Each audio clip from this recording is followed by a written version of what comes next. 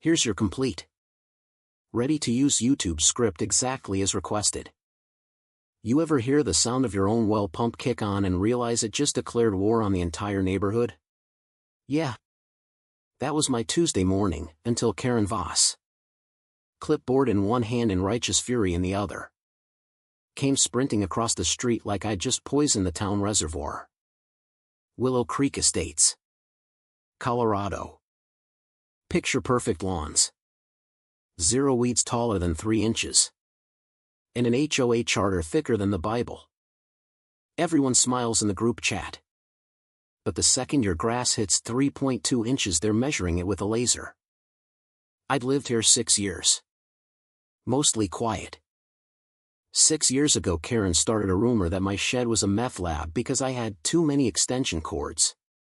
I never fought back. I just smiled. Let the cops come. Let the whispers die. Learned a lot that summer: keep receipts.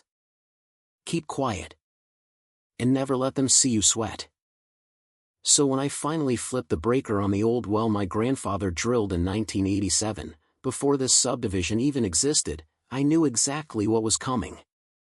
She hit my driveway like a missile. Ethan! Shut that off right now. I leaned on the pump housing. Coffee still hot in my hand. Morning. Lydia. Problem? Your well is stealing community water.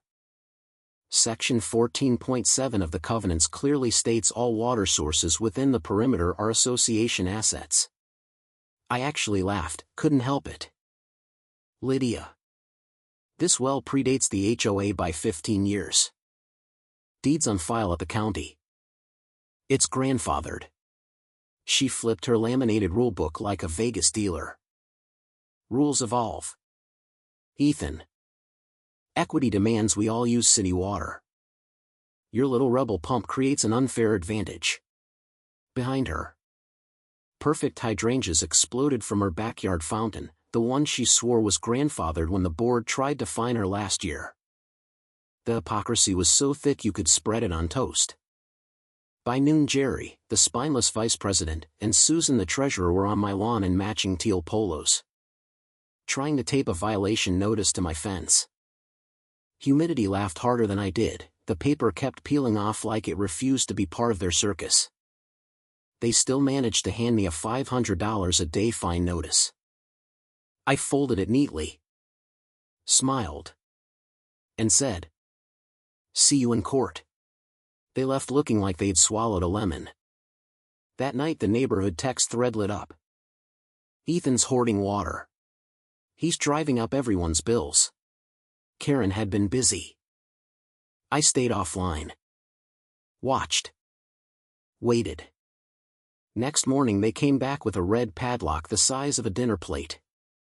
Karen held it like the Olympic torch. This well is now under HOA control for the protection of the collective. I stepped outside. Phone already recording. Touch that pump and you're committing felony theft of private utility infrastructure. Colorado Statute 18-4-401. Sheriff's on speed dial. Jerry's hands froze mid-swing. Karen's face went full tomato. You're intimidating board members.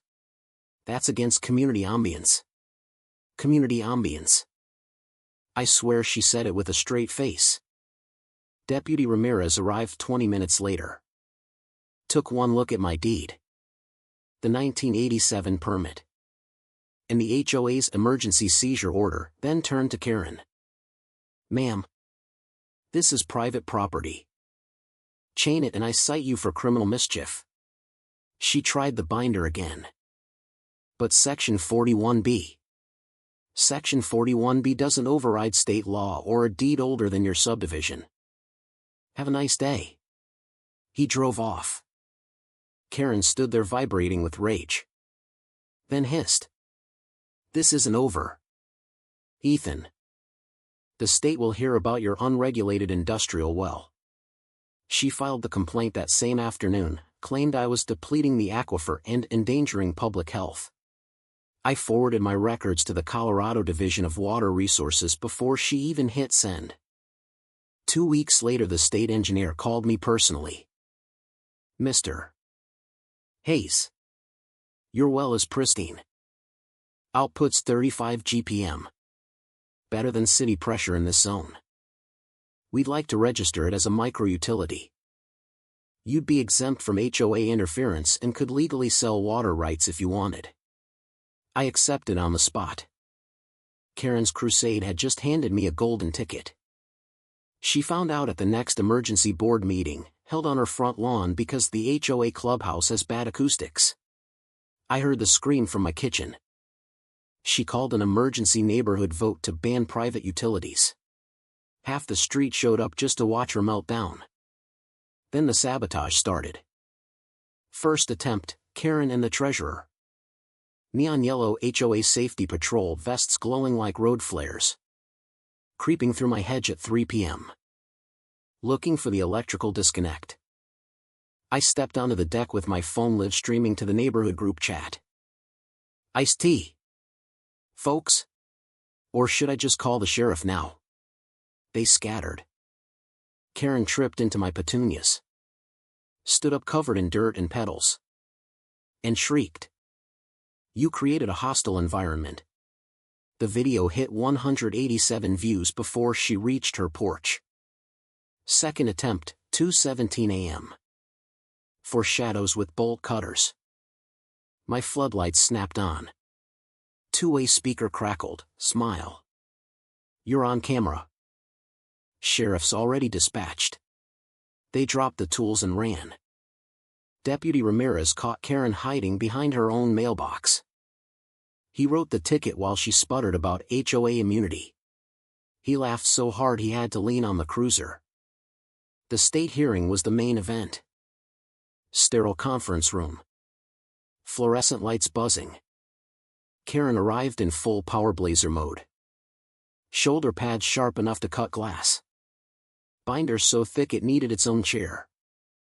I brought one manila folder and a USB drive. Dr. Elena Reyes. Compliance officer. Opened the file.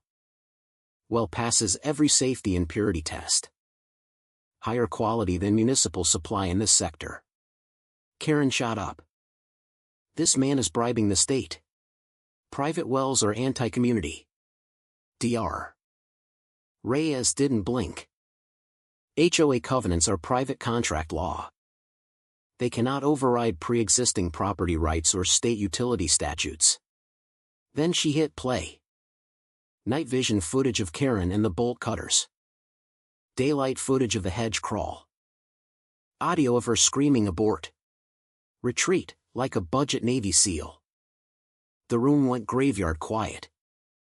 Dr. Reyes paused on a frame of Karen mid-trip. Petunias in her hair. Mrs. Voss. This is attempted destruction of critical utility infrastructure. Federal offense. We could refer this to the DA today. Karen's face drained of color. Her mouth opened. Closed. Opened again. No sound came out. Decision, my well is now a registered micro-utility. HOA owes me every legal fee and security upgrade. Karen looked like she'd been punched in the soul. 48 hours later the main water line on Willow Creek Boulevard burst. City said 48 to 72 hours to repair. No showers. No toilets. No sinks, except mine. The new interim board, because the old one was imploding in group chats, knocked on my door holding 5-gallon jugs. We heard you might have water. I smiled. Certified utility now. Happy to help in an emergency. No charge. Neighbors lined up. Kids ran through sprinklers I set up on the curb. Laughter everywhere. Then Karen appeared. Designer bucket. Oversized sunglasses. Jaw clenched so tight I thought it might crack. She got in line. Didn't speak. Just held out the bucket. I filled it slowly. Have a nice day. Lydia. She snatched it and walked away like the sidewalk had personally betrayed her. The no-confidence vote came the next week. Karen and her crew were removed 87-3. New board dissolved the water task force and sent me a handwritten apology. Karen listed her house 2 weeks later. Last I heard, she bought a condo in a 55-plus community in Florida with an even stricter HOA. Good luck. Florida. Months later, the state inspector came back. Admired the stone wall I'd built around the well, perfectly compliant.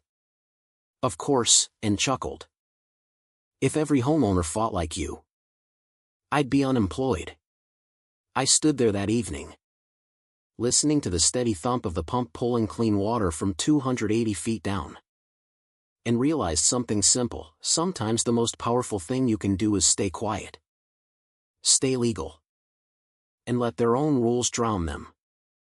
So tell me, true or false? The HOA was just protecting the community. And Karen was right to enforce the rules for the greater good. Drop your answer in the comments. And if you've ever had a Karen try to own your water, your grass, or your sanity, let me know. Because every neighborhood has a Lydia, but not every neighborhood has receipts.